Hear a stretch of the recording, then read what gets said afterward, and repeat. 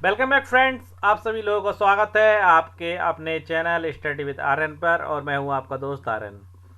देखिए दोस्तों, हम लोगों की एम लक्ष्मीकांत जी की प्रश्न पत्र की सीरीज चल रही थी एमसीक्यूज़ की। उसी क्रम में मैं इंडियन पॉलिटी एमसीक्यू सीरीज प्रश्न पत्र प्रथम का तीसरा अध्याय आज आप लोगों के समक्ष लेकर के आया हूं।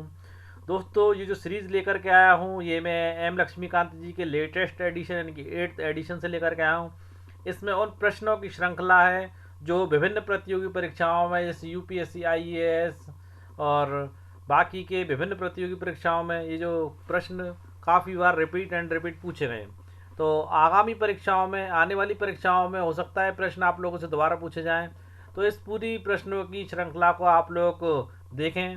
और आप लोगों से निवेदन है कि वीडियो को स्टार्ट करने से पहले आप लोग चैनल को सब्सक्राइब जरूर कर दीजिएगा। ओके, आप लोगों के टाइम को वेस्ट किए बिना हम बढ़ते हैं अपने आज के एमसीक्यूज़ के क्रम की ओर। देखिए हमारा आज का पहला प्रश्न। देखिए आज का पहला प्रश्न है कि राज्य की नीति के निर्देशक तत्वों के बारे में निम्नलिखित कथनों पर विचार कीजिए। पहला, ये तत्व देश के सामाजिक आर्थिक लोकतंत्र की व्याख्या करते हैं। दूसरा, इन तत्वों में अंतर्विष्ट उपबंध किसी न्यायालय द्वारा परिवर्तनीय नहीं है। उपयुक्त कथनों में से कौन सा या से सही है? केवल पहला सही है, केवल दूसरा, पहला और दूसरा दोनों, और ना तो पहला और ना तो दूसरा, यानी कि दोनों ही गलत हैं। तो देखिए, सबसे पहले इस प्रश्न का उत्तर मैं आप लोगों को देना चाहूँगा। यहाँ पर हमारा विकल्प सी यानी कि पहला और दूसरा दोनों ही सत्य हैं। अब देखिए, ये जो तत्व दिए गए हैं, ये तत्व जनतांत्रिक संवैधानिक विकास के नवीनतम तत्व हैं। सबसे पहले ये आयरलैंड के संविधान में लागू किए गए थे। आपके जो राज्य के नीति निर्देशक तत्व हैं, ये सबसे पहले आयरलैंड के संविधान में लागू किए गए थे और आयरलैंड से ही अपने इंडिया के संविधान में लिए गए। अब पॉइंट नंबर पहले को समझते हैं। पॉइंट नंबर पहला क्या कहता है कि ये तत्व देश के सामाजिक आर्थिक लोकतंत्र की व्याख्या करते हैं। तो मैं आप लोगों को बता दूं, ये तत्व सामाजिक और आर्थिक परिस्थितियों का निर्माण करना, जिसके तहत नागरिक एक अच्छा जीवन व्यतीत कर सके, उनका उद्देश्य कल्याणकारी राज्य के माध्यम से सामाजिक और आर्थिक लोकतंत्र की स्थापना करना होता है। ओके दोस्तों, पॉइंट नंबर दूसरा समझते हैं। देखिए, राज्य के नीति निर्देशक तत्व किसी न्यायालय द्वारा परिवर्तनीय नहीं है, परंतु जनता इस प्रकार के तत्वों का पालन नहीं करने के परिणाम स्वरूप सरकार को बदल सकती है।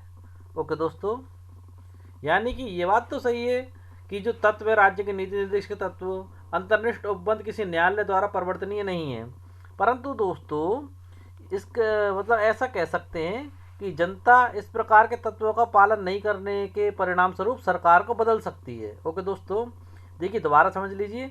राज्य के नीति निषेध तत्व किसी न्यायालय द्वारा परिवर्तनीय नहीं होते, परंतु जनता इस प्रकार के तत्वों का पालन नहीं करने के परिणाम स्वरूप सरकार को बदल सकती है। अगर कोई सरकार इनका पालन नहीं कर रही है तो जनता जो है इसको परिणाम स्वरूप इसको बदल सकती है। ओके दोस्तों, आगे बढ़ते हैं अपने अगले प्रश्न की ओर। तो प्रश्न नंबर दूसरा, निम्नलिखित कथनों पर विचार कीजिए। पहला, राज्यसभा में धन विधेयक को या तो अस्वीकार करने या संशोधित करने की कोई शक्ति निहित नहीं है। राज्यसभा अनुदानों की मांग पर मतदान नहीं कर सकती। राज्यसभा में वार्षिक वित्तीय वितरण पर चर्चा नहीं हो सकती। उपरोक्त कथनों में से कौन सा या से सही है? केवल पहला और दूसरा, केवल दूसरा और तीसरा, या फिर आपका पहला, दूसरा और तीसरा, ये तीनों ही सही हैं। तो देखिए, सबसे पहले प्रश्न का उत्तर देखते हैं। यहाँ पर हमारा उत्तर है बी, यानी कि पहला और दूसरा सही है। अब देखिए, तीसरा जो दे रखा है आपका, राज्यसभा वार्षिक वित्तीय वितरण पर चर्चा नहीं हो सकती। अब ये गलत क्यों है तो ये समझते हैं पहले, है ना। देखिए, राज्यसभा को धन विधेयक को अस्वीकार करने या उसमें संशोधन करने का कोई अधिकार नहीं होता है। राज्यसभा अनुदानों मांगों पर मतदान नहीं कर सकती, इसलिए राज्यसभा वार्षिक वित्तीय वितरण पर चर्चा नहीं कर सकती है। ओके दोस्तों, उम्मीद है आप लोग इस बात को समझ गए होंगे। और ये विकल्प गलत क्यों है ये भी मैंने आपको बता दिया। अब देखिए, पहले विकल्प के बारे में मैं थोड़ा सा डिस्कस करना चाहूँगा। देखिए, पहले विधेयक में क्या दे रखा है, राज्यसभा में धन विधेयक को या तो अस्वीकार करने या संशोधित करने की कोई शक्ति नहीं तो नहीं है। दोस्तों देखिए, भारतीय संविधान के अनुच्छेद 109 के तहत राज्यसभा के पास धन विधेयक यानी कि मनी बिल को अस्वीकार करने या उसमें संशोधन करने की शक्ति नहीं है। ओके दोस्तों, यहाँ पर ये विकल्प आपका पहला बिल्कुल सही है। आप अनुच्छेद लिख सकते हैं, अनुच्छेद 109 के तहत। किसके तहत? अनुच्छेद 109 के तहत। ओके दोस्तों, यहाँ मैं लिख देता हूँ अनुच्छेद 109 के तहत। ओके, अब दूसरे विकल्प को समझते हैं। देखिए, संविधान के अनुसार अनुदानों की मांगें जो केंद्रीय बजट का हिस्सा होती हैं केवल लोकसभा के समक्ष रखी जाती हैं और केवल लोकसभा के पास ही उन पर मतदान करने की शक्ति होती है। और राज्यसभा के पास, यही कह सकते हैं कि राज्यसभा के पास राज्यसभा अनुदानों की मांगों पर मतदान नहीं कर सकती। डायरेक्ट ही कह सकते हैं कि राज्यसभा जो है अनुदानों की मांगों पर मतदान नहीं कर सकती है। ओके दोस्तों, आप समझ रहे होंगे क्यों तो आपके पहले और दूसरे विकल्प सही हैं और तीसरा विकल्प क्यों गलत है। आगे बढ़ते हैं अपने आज के महत्वपूर्ण और तीसरे प्रश्न की ओर। देखिए, प्रश्न नंबर तीसरा, भारत सरकार अधिनियम 1919 में निम्नलिखित में से किसको स्पष्ट रूप से परिभाषित किया गया है? तो देखिए, न्यायपालिका एवं विधायिका के बीच शक्ति का पृथक्करण, यानी कि न्यायपालिका और विधायिका के बीच शक्ति का पृथक्करण यानी कि अलग अलग होना शक्तियों का। दूसरा, केंद्रीय एवं प्रांतीय सरकारों की अधिकारिता। चौथा, भारत के सेक्रेटरी ऑफ स्टेट एवं वायसराय की शक्तियाँ। चौथा, उपयुक्त में से कोई नहीं। तो दोस्तों, इस प्रश्न का सही उत्तर है केंद्रीय प्रांतीय सरकार को की अधिकारिता। देखिए, इस अधिनियम का उद्देश्य जो था आपका भारत सरकार अधिनियम 1919, इसका उद्देश्य ब्रिटिश सरकार द्वारा 20 अगस्त 1917 को घोषित उत्तरदायी सरकार को धीरे धीरे लागू करना था। केंद्रीय और प्रांतीय विधानमंडल शक्तियों का और विस्तार किया गया आपके इस अधिनियम के द्वारा, और देश में पहली बार द्विसदनीयता और प्रत्यक्ष चुनाव लागू किए गए। ओके दोस्तों, अब देखिए, न्यायपालिका एवं विधायिका के बीच शक्ति का पृथक्करण, इस पॉइंट को मैं यहाँ पर समझाना चाहूँगा थोड़ा सा। देखिए, भारत सरकार अधिनियम 1919 में न्यायपालिका और विधायिका के बीच शक्तियों का कोई स्पष्ट या पूर्ण पृथक्करण नहीं था। ओके दोस्तों, इसलिए यहाँ पर पहला विकल्प गलत है। देखिए, जो अधिनियम दिया गया 1919 का, इस अधिनियम का मुख्य फोकस केंद्र और प्रांतों के बीच विधायी और कार्यकारी शक्तियों के वितरण पर था। ओके दोस्तों, आगे बढ़ते हैं अपने आज के अगले प्रश्न की ओर। प्रश्न नंबर चौथा, जब संसद के दोनों सदनों की संयुक्त बैठक में कोई विधेयक निर्दिष्ट रेफर किया जाता है तो इसे किसके द्वारा पारित किया जाना होता है? विकल्प पहला, उपस्थित तथा मत देने वाले सदस्यों का साधारण बहुमत द्वारा। उपस्थित तथा मत देने वाले सदस्यों का 3/4 बहुमत द्वारा। सदनों का 2/3 बहुमत। सदनों का पूर्ण बहुमत। देखिए, प्रश्न नंबर चौथे का आपका जो सही उत्तर है वो है विकल्प पहला, यानी कि उपस्थित तथा मत देने वाले सदस्यों के साधारण बहुमत द्वारा। देखिए, जब संसद के दोनों सदनों की संयुक्त बैठकों में कोई विधेयक भेजा जाता है तो इसे उपस्थित और मतदान करने वाले, सुन लीजिए ढंग से, इसे उपस्थित और मतदान करने वाले सदस्यों के बहुमत द्वारा पारित किया जाता है। यह प्रक्रिया भारतीय संविधान के अनुच्छेद 108 के तहत होती है। लिख लेना, किसके तहत होती है? 108 के तहत। कौन से अनुच्छेद के तहत है? 108 अनुच्छेद के तहत होती है, जिसमें संयुक्त बैठक का प्रावधान है। इस बैठक की अध्यक्षता लोकसभा के अध्यक्ष यानी कि स्पीकर के द्वारा की जाती है। ओके दोस्तों, पूरा पॉइंट क्लियर कर दिया आपका। देखिए, ऐसे इंपॉर्टेंट प्रश्न आपके यूपीएससी, आईएएस, पीसीएस के एग्जाम में पूछे गए हैं और बार बार ये प्रश्न रिपीट होकर के विभिन्न प्रतियोगी परीक्षाओं में पूछे जाते हैं। इसलिए एम लक्ष्मीकांत जी ने अपने लेटेस्ट एडिशन में इन प्रश्नों को शामिल किया है। आगे बढ़ते हैं अपने आज के प्रश्न की ओर। देखिए, प्रश्न नंबर 5वां। देखिए, भारत सरकार ने नीति आयोग की स्थापना निम्नलिखित में से किसका स्थान लेने के लिए की है? मानव अधिकार आयोग, वित्त आयोग, विधि आयोग, योजना आयोग। तो देखिए, इसका उत्तर है योजना आयोग। देखिए, जो नीति आयोग है इसका गठन 1 जनवरी 2015 को, आप लिखना चाहें तो लिख सकते हैं 1 जनवरी 2015 को, यानी कि 2015, 1 जनवरी 2015 को केंद्रीय मंत्रिमंडल के एक प्रस्ताव के माध्यम से किया गया था इसका गठन। ये जो आयोग है, यह आयोग भारत सरकार का प्रमुख नीति से संबंधित थिंक टैंक है जो निर्देशात्मक और नीतिगत इनपुट प्रदान करता है। ओके दोस्तों, आगे बढ़ते हैं आज के अपने छठे प्रश्न की ओर। देखिए, प्रश्न नंबर 6, निम्नलिखित कथनों पर विचार कीजिए। भारतीय संघ की कार्यपालिका शक्ति प्रधानमंत्री में निहित होती है या फिर प्रधानमंत्री सिविल सेवा बोर्ड का पदेन अध्यक्ष होता है? उपरोक्त कथनों में से कौन सा है से सही है? केवल पहला, केवल दूसरा, पहला और दूसरा दोनों, ना तो पहला और ना ही दूसरा। तो सबसे पहले इस प्रश्न का उत्तर जानते हैं। इस प्रश्न का उत्तर है आपका ना तो पहला और ना ही दूसरा। देखिए ऐसा क्यों है। देखिए विकल्प पहला इसलिए सही नहीं है क्योंकि भारतीय संघ यानी कार्यपालिका की जो शक्ति है वो राष्ट्रपति में निहित है। और ऐसा किस अनुच्छेद में कहा गया है, उस अनुच्छेद को आप लोग लिख लीजिए। वो अनुच्छेद आपका 53वां। इस अनुच्छेद में इस बात का साफ साफ उल्लेख किया गया है कि कार्यपालिका की शक्ति राष्ट्रपति में निहित है। पर दोस्तों इसके साथ एक बड़ा ही महत्वपूर्ण पॉइंटर आप लोगों को क्लियर कर देता हूं कि वास्तविक जो रियल कार्यकारी शक्ति है ना वो प्रधानमंत्री और उसकी मंत्रिपरिषद में होती है, जो राष्ट्रपति को सलाह देते हैं और उनके नाम पर कार्य करते हैं। राष्ट्रपति क्या है, संवैधानिक प्रमुख होता है। ओके दोस्तों, अब देखिए हमारा आज का अगला प्रश्न, प्रश्न नंबर 7वां। देखिए भारत के संविधान में 5वीं अनुसूची और 6ठी अनुसूची के उपबंध निम्नलिखित में से किस लिए लिए गए हैं। विकल्प पहला, अनुसूचित जनजातियों के हितों के संरक्षण के लिए, राज्यों के बीच सीमाओं के निर्धारण के लिए, पंचायतों की शक्तियों, प्राधिकारों और उत्तरदायित्वों के निर्धारण के लिए, सभी सीमावर्ती राज्यों के हितों के संरक्षण के लिए। देखिए इस प्रश्न का उत्तर है अनुसूचित जनजातियों के हितों के संरक्षण के लिए, यानी कि विकल्प पहला। अब देखिए सबसे पहले 5वीं अनुसूची को समझते हैं। देखिए भारतीय संविधान की 5वीं अनुसूची भारत के जो राज्य असम है, मेघालय है, त्रिपुरा है और मिजोरम, इनको छोड़कर अन्य राज्यों के अनुसूचित क्षेत्रों और अनुसूचित जनजातियों के प्रशासन और नियंत्रण से संबंधित है। ओके दोस्तों, अब बात करते हैं 6ठी अनुसूची की। 6ठी अनुसूची विशेष रूप से असम, मेघालय, त्रिपुरा और मिजोरम के जनजातीय क्षेत्रों के स्वशासन के प्रावधानों से जुड़ी है, जो उन्हें अधिक स्वायत्तता देती है। ओके दोस्तों, आगे बढ़ते हैं आज के अगले प्रश्न की ओर। देखिए प्रश्न नंबर 8वां, संघ सरकार यानी कि यूनियन गवर्नमेंट के संदर्भ में निम्नलिखित कथनों पर विचार कीजिए। देखिए राजस्व विभाग संसद में प्रस्तुत किए जाने वाले केंद्रीय बजट को तैयार करने के लिए उत्तरदायी है। विकल्प दूसरा, भारत की संसद के प्राधिकरण ऑथराइजेशन के बिना कोई धन भारत की संचित निधि से निकाला नहीं जा सकता। अब विकल्प आपका तीसरा, लोक लेखा से किए जाने वाले सभी संवितरणों के लिए भारत की संसद के प्राधिकरण की आवश्यकता होती है। उपरोक्त में से कौन सा है, कौन से सही हैं। तो देखिए इस प्रश्न का उत्तर देने से पहले मैं आपको एक बड़ी महत्वपूर्ण बात बताऊंगा कि देखिए एम लक्ष्मीकांत जी की बुक में इस प्रश्न का उत्तर आपका विकल्प सी दिया गया है, यानी कि केवल विकल्प दूसरा।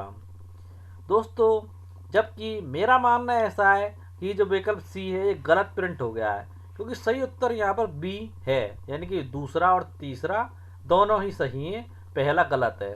अब इस बात को समझते हैं कि ऐसा क्यों है। तो देखिए सबसे पहले मैं पॉइंट नंबर पहले को समझाना चाहूँगा कि ये क्यों सही नहीं है। क्योंकि दोस्तों भारत के संविधान के अनुसार भारत की संचित निधि, देखिए सबसे पहले पहला समझते हैं।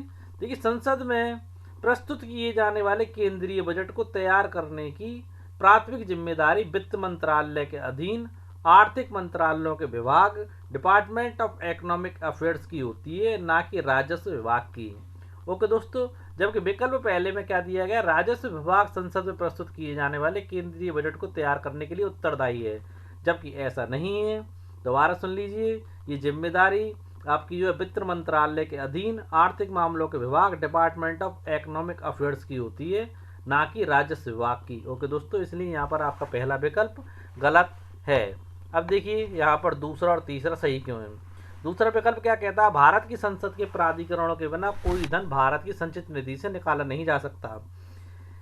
देखिए क्योंकि भारत के संविधान के अनुसार भारत की संचित निधि से कोई भी धनराशि संसद के अनुमोदन के बिना नहीं निकाली जा सकती। यह भारतीय लोकतंत्र में वित्तीय जवाबदेही और नियंत्रण का एक महत्वपूर्ण सिद्धांत है। इसलिए दोस्तों हमारा यहाँ पर जो विकल्प दिया गया है दूसरा, वो बिल्कुल सही हो जाता है। अब देखिए तीसरा विकल्प सही क्यों है। तीसरा विकल्प सही होने के पीछे एक बड़ा ही बेहतरीन कारण है। देखिए लोक लेखा समिति, जिसे पीएसी बोलते हैं, पीएसी द्वारा भारत सरकार के राजस्व और व्यय की समीक्षा जांच के लिए संसद के अनुमोदन यानी कि अनुमति की आवश्यकता होती है। यह समिति सुनिश्चित करती है कि संसद द्वारा किए गए धन का उपयोग सही ढंग से हो और इसके लिए नियंत्रक महालेखा परीक्षक कैग की रिपोर्टों की जांच करती है। ओके दोस्तों, इसलिए यहाँ पर हमारा तीसरा विकल्प भी सही है। इसके साथ एक पॉइंट और है, देखिए वो और क्या क्लियर कर देता हूँ इस पॉइंट के साथ ही। तो यहाँ पर मैं क्लियर ये चीज़ नहीं कह सकता कि केवल विकल्प दूसरा सही है और विकल्प तीसरा सही नहीं है, क्योंकि यहाँ पर विकल्प दूसरा भी सही है और विकल्प तीसरा भी सही है।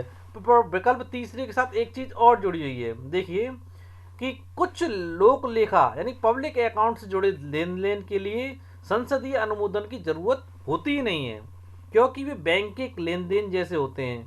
पर भारत की समेकित निधि से किसी भी पैसे निकालने के लिए संसद की मंजूरी अनिवार्य है, जिसके लिए पीएसी जैसी समितियां जो हैं वो महत्वपूर्ण हैं। इसलिए मेरा मानना ये है कि यहाँ पर हमारे दोनों ही विकल्प सही हैं, विकल्प दूसरा और विकल्प तीसरा। इसलिए मैंने प्रश्न की स्टार्टिंग में आप लोगों से कहा कि एम लक्ष्मीकांत जी की बुक में इसका उत्तर विकल्प सी यानी केवल दूसरा गलत प्रिंट हो गया। यहाँ पर सही जवाब है केवल दूसरा और तीसरा। आगे बढ़ते हैं अपने आज के अगले प्रश्न की ओर। देखिए प्रश्न नंबर 19वां, निम्नलिखित में से कौन भारत के संविधान का अभिरक्षक कस्टोडियन है? भारत का राष्ट्रपति, भारत का प्रधानमंत्री, लोकसभा सचिवालय, भारत का उच्चतम न्यायालय। तो प्रश्न नंबर 9 का सही उत्तर है भारत का उच्चतम न्यायालय भारत के संविधान का अभिरक्षक यानी कि कस्टोडियन है। देखिए भारत के संविधान के संरक्षक सर्वोच्च न्यायालय को माना जाता है, क्योंकि ये संविधान की व्याख्या करता है, मौलिक अधिकारों की रक्षा करता है और विधायिका जो एमएलए होते हैं विधायिका और कार्यपालिका द्वारा संविधान के दायरे से बाहर जाने पर रोक लगाता है और न्यायिक समीक्षा यानी कि जुडिशियल रिव्यू के माध्यम से कानूनों की संवैधानिकता सुनिश्चित भी करने का कार्य उच्चतम न्यायालय सर्वोच्च न्यायालय द्वारा किया जाता है। इसलिए भारत के संविधान का अभिरक्षक कस्टोडियन भारत का उच्चतम न्यायालय को माना जाता है। प्रश्न नंबर 10वां देखिए, हाल ही में निम्नलिखित में से किस एक भाषा को राष्ट्रीय भाषा क्लासिकल लैंग्वेज का दर्जा स्टेटस दिया गया है? देखिए दोस्तों काफ़ी इंपॉर्टेंट प्रश्न है, काफ़ी बार हर 2-3 साल में इस प्रश्न को घुमा फिरा करके पूछा जाता है। देखिए इसकी पूरी हिस्ट्री बताऊंगा, पहले इस प्रश्न का उत्तर बता देता हूँ। उड़िया, कोकड़ी, भोजपुरी या असमिया। तो दोस्तों इसका उत्तर है उड़िया। अब मैं एक चीज़ आप लोग को बता देता हूँ, आप लोग नोट डाउन कर लेना। देखिए तमिल भाषा को 2004 में, संस्कृत को 2005 में, नोट डाउन करते जाना। तमिल को 2004 में, संस्कृत को 2005 में और कन्नड़ को 2008 में, मलयालम को 2013 में और उड़िया को 2014 में। कौन सी सन में? उड़िया को 2014 में शास्त्रीय भाषाओं की सूची में शामिल किया गया था। उसके बाद आपकी मराठी, पाली, प्राकृत, आसामिया और बंगाली को 2024 में शास्त्रीय भाषा घोषित किया गया है, यानी कि 2024 एक साल पहले ही। इस प्रकार अब तक कुल 11 भाषाओं को शास्त्रीय भाषा घोषित किया गया है। दोबारा सन नोट डाउन कर लीजिए। तमिल को 2024 में, संस्कृत को 2005 में, मेघालय को 2013 में, कन्नड़ को 2008 में, उड़िया को 2014 में और आपकी बाकी बची मराठी, पाली, प्राकृत, असमिया और बंगाली को 2024 में शास्त्रीय भाषा घोषित किया गया है। कुल मिलाकर के 11 भाषाएं ऐसी हैं जिन्हें शास्त्रीय भाषा घोषित किया गया है। अगला प्रश्न देखते हैं। प्रश्न नंबर 11वां, निम्नलिखित कथनों पर विचार कीजिए। भारत में किसी राज्य की विधान परिषद आकार में उस राज्य की विधानसभा के आधे से अधिक बड़ी हो सकती है। तो देखिए इस प्रश्न को यहाँ हैंड टू हैंड डिस्क्राइब कर देता हूँ। देखिए हमारे भारत के संविधान के अनुच्छेद 171 के सब क्लॉज फर्स्ट, इसमें स्पष्ट रूप से कहा गया है कि किसी राज्य की विधान परिषद के सदस्यों की कुल संख्या उस राज्य की विधानसभा के कुल सदस्यों की संख्या का 1/3 से अधिक होगी। और सीधे शब्दों में अगर इसको समझना चाहें तो कह सकते हैं किसी राज्य की विधान परिषद का आकार उस राज्य की विधानसभा के आधे से अधिक बड़ा नहीं हो सकता। ओके दोस्तों, इसलिए यहाँ पर हमारा पहला विकल्प गलत है। अब दूसरा देखते हैं कि किसी राज्य का राज्यपाल उस राज्य की विधान परिषद के सभापति को नाम निर्देशित करता है। तो देखिए मैं आप लोगों को एक बात बता देता हूँ, यहाँ जो विकल्प दूसरा दिया गया है कि राज्यपाल जो है उस राज्य के विधान परिषद के सभापति का नाम निर्देशित करता है, ये भी गलत है। और क्यों गलत है? क्योंकि राज्यपाल क्या है, विधान परिषद के सभापति को नामित नहीं करता, बल्कि विधान परिषद के कुल सदस्यों यानी कि 1/6 हिस्से के सदस्यों जो साहित्य से संबंधित होते हैं, साहित्य से संबंधित होते हैं, आर्ट से संबंधित होते हैं, सहकारी आंदोलन से संबंधित होते हैं, समाज सेवा से संबंधित होते हैं, इन जैसे क्षेत्रों से मनोनीत करता है। ओके दोस्तों, जबकि सभापति का जो चुनाव है विधान परिषद के सदस्यों द्वारा ही किया जाता है। किसके द्वारा किया जाता है? विधान परिषद के सदस्यों द्वारा किया जाता है। यहाँ पर देखिए उपरोक्त कथनों में से कौन से सही है? दोस्तों पहला तो सही है ही नहीं, दूसरा भी सही नहीं है, पहला और दूसरा दोनों भी गलत है, यानी कि यहाँ पर डी विकल्प सही है, ना तो पहला और ना दूसरा। आगे बढ़ते हैं अगले प्रश्न की ओर। देखिए, भारत की प्रभुता, एकता और अखंडता की रक्षा करें और उसे अक्षुण्ण रखें, यह उपबंध किसमें किया गया है? संविधान की उद्देशिका में, राज्य के नीति निर्देशक तत्वों में, मूल अधिकारों में, मूल कर्तव्यों में। तो इस प्रश्न का उत्तर है मूल अधिकारों में। देखिए समझिए, यहाँ पर मूल अधिकार नहीं दोस्तों, मूल कर्तव्यों में। किसमें? भारत की प्रभुता, एकता, अखंडता की रक्षा करना ये हमारे मूल कर्तव्यों के अंतर्गत आता है। देखिए ये जो प्रावधान है, ये प्रावधान भारतीय संविधान के अनुच्छेद 51 गा यानी कि सब क्लॉज ए, गा हिंदी में गा और अंग्रेजी में ए में नागरिकों के मौलिक कर्तव्य यानी कि फंडामेंटल राइट्स के तहत इन प्रावधानों का उल्लेख किया गया है, जिसे 42वें संविधान संशोधन, लिखना चाहे तो लिख सकते हैं 42वें संविधान संशोधन, जो कि आपका 1976 में हुआ था। कब हुआ था 42वें संविधान संशोधन? 42वें संविधान संशोधन यानी कि 1976 में इसे आपके जोड़ा गया है, और यह हर नागरिक के नैतिक कर्तव्य हैं। ओके दोस्तों, आगे बढ़ते हैं आगे अगले प्रश्न की ओर। देखिए प्रश्न नंबर 13, पंचायती राज व्यवस्था का मूल उद्देश्य क्या सुनिश्चित करना है? विकास में जन भागीदारी, राजनीतिक जवाबदेही, लोकतांत्रिक विकेंद्रीकरण, वित्तीय संग्रहण, फाइनेंशियल मोबिलाइजेशन। नीचे दिए गए कूट का प्रयोग कर सही उत्तर चुनिए। तो यहाँ पर देखिए कौन सा सही, केवल पहला, दूसरा और तीसरा, केवल आपका दूसरा और चौथा, या केवल पहला और तीसरा, या आपका पहला, दूसरा, तीसरा और चौथा। तो यहाँ हमारा विकल्प सी सही है, यानी कि पहला और तीसरा सही है, यानी विकास में जन भागीदारी और आपका लोकतांत्रिक विकेंद्रीकरण। समझिए इसको। देखिए पंचायती राज व्यवस्था का मूल उद्देश्य लोकतांत्रिक विकेंद्रीकरण और ग्राम स्तर पर लोगों की भागीदारी सुनिश्चित करना है, और विकास में जन भागीदारी यानी ग्रामीण समुदायों को उनके विकास से जुड़े निर्णयों में सशक्त बनाया जा सके और उन्हें स्थानीय स्वशासन की इकाइयों के रूप में कार्य करने का अवसर प्रदान किए जा सके, जिससे जमीनी स्तर पर लोकतंत्र मजबूत हो और सामाजिक आर्थिक विकास हो और प्रगति हो सके। ओके फ्रेंड्स, आगे बढ़ते हैं अगले प्रश्न की ओर। देखिए आज का हमारा 14वां यानी 14वां प्रश्न, भारत के संविधान में कल्याणकारी राज का आदर्श किसमें प्रतिष्ठापित है? उद्देशिका में, राज्य के नीति के निर्देशक तत्वों में, मूल अधिकारों में, 7वीं अनुसूची में। तो दोस्तों मैं आपको बता देता हूँ, भारत के संविधान में कल्याणकारी राज्य का आदर्श जो है राज्य के नीति निर्देशक तत्वों में प्रतिष्ठापित है, यानी कि यहाँ पर हमारा जो विकल्प बी जो है वो सही है। देखिए भारत में कल्याणकारी राज्य यानी वेलफेयर स्टेट का आदर्श मुख्य रूप से संविधान के भाग 4 में वर्णित राज्य के नीति निर्देशक तत्वों जो कि अनुच्छेद 36 से 51 में प्रस्तावित है में आता है। इसका उद्देश्य सामाजिक और आर्थिक न्याय सुनिश्चित करना है। हालांकि प्रस्तावना भी इसे एक समाजवादी, धर्मनिरपेक्ष और लोकतांत्रिक गणराज्य के रूप में वर्णित करती है, जो नागरिकों की भलाई पर जोर देती है। ओके दोस्तों, अब हम देखते हैं अपना आज का अंतिम प्रश्न। ओके दोस्तों, देखिए भारत में संसदीय प्रणाली की सरकार है क्योंकि विकल्प पहला, लोकसभा जनता द्वारा प्रत्यक्ष रूप से निर्वाचित होती है। दूसरा, संसद संविधान का संशोधन कर सकती है। राज्यसभा को भंग नहीं किया जा सकता। मंत्रिपरिषद लोकसभा के प्रति उत्तरदायी है। तो देखिए प्रश्न नंबर 15 का उत्तर है डी। भारत में संसदीय प्रणाली की सरकार है वो इसलिए क्योंकि मंत्रिपरिषद लोकसभा के प्रति उत्तरदायी है।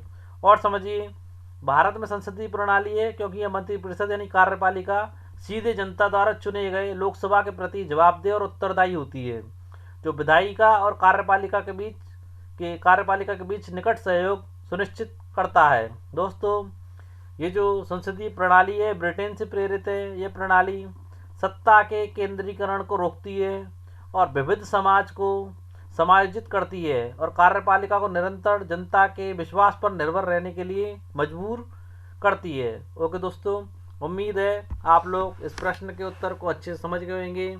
आज की हमारी वीडियो आप लोगों को कैसे लगी कमेंट में ज़रूर बताएं। दोस्तों, ये एम लक्ष्मीकांत जी की बुक से हम बड़े ही महत्वपूर्ण प्रश्नों की श्रृंखला आप लोगों के लिए लेकर के आए हैं, तो हमारे साथ लगातार जुड़े रहें, इन प्रश्नों को हल करते रहें, इनका नोट्स बनाते रहें, क्योंकि आगामी प्रतियोगी परीक्षाओं में आप इन्हीं प्रश्नों को रिपीट होता हुआ हर बार देखते हैं और आगे भी देखेंगे। तो दोस्तों, आज की हमारी वीडियो कैसी लगी कमेंट में बताना ना भूलें। वीडियो को लाइक करें, शेयर करें और चैनल को सब्सक्राइब करना तो बिल्कुल भी ना भूलें। ओके दोस्तों, चैनल को सब्सक्राइब जरूर करें। ओके दोस्तों, कल फिर मिलते हैं अपनी एक ऐसी अच्छी वीडियो के साथ। तब तक के लिए जय हिंद दोस्तों।